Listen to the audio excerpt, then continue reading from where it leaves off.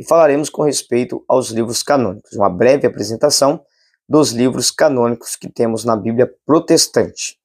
Antes de mais nada, é importante compreendermos o que é canon.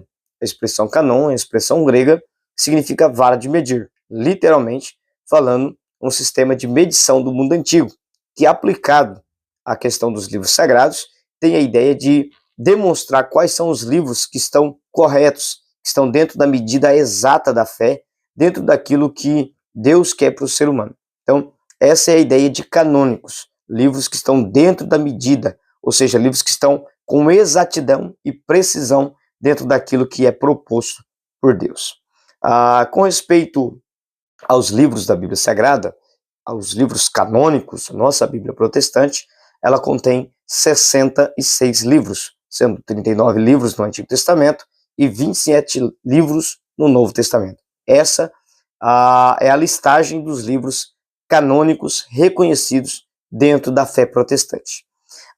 É importante que o aluno compreenda que esses 66 livros, eles não caíram de algum local, como diz a expressão popular, não caíram do céu, unificados, juntos e montados. Houve um processo para que esses livros chegassem nesse formato que temos em mão hoje.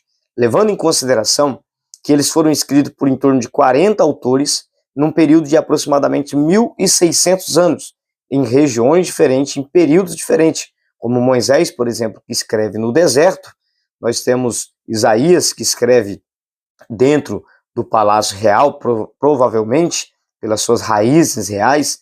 Nós temos, por exemplo, Ezequiel, que escreve dentro do cativeiro. Nós temos Esdras, Neemias, que são livros do pós-cativeiro. Enfim, né, nós temos livros escritos dentro de Israel, livros escritos fora de Israel, nós temos livros escritos dentro de desertos.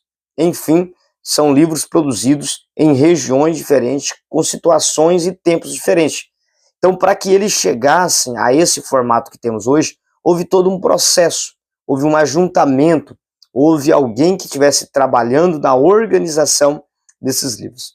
No ano 445 a.C., os livros do Antigo Testamento que temos hoje já estavam todos ajuntados, todos montados e juntos.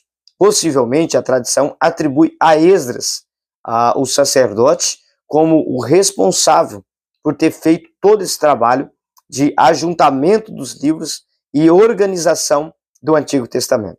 Porém, o canon do Antigo Testamento, o fechamento dos livros, de fato, só vai ocorrer em torno dos anos 90 depois de Cristo. O Novo Testamento, por sua vez, ele vai ser definitivamente definido, os livros canônicos, em torno do ano 400 depois de Cristo, após vários concílios, aí discussões, organizações, definições, até que chegou no fechamento exato dos 27 livros que temos hoje.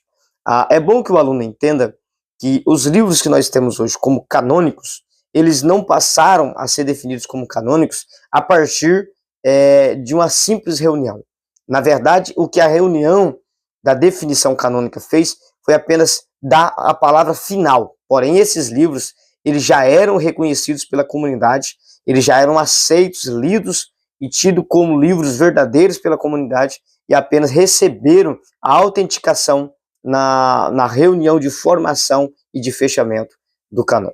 Com respeito a critérios para definir um livro como canônicos, principalmente aplicados ao Novo Testamento, os 4 critérios mais conhecidos são antiguidade, apostolicidade, universalidade e ortodoxia. O que vem a ser isso?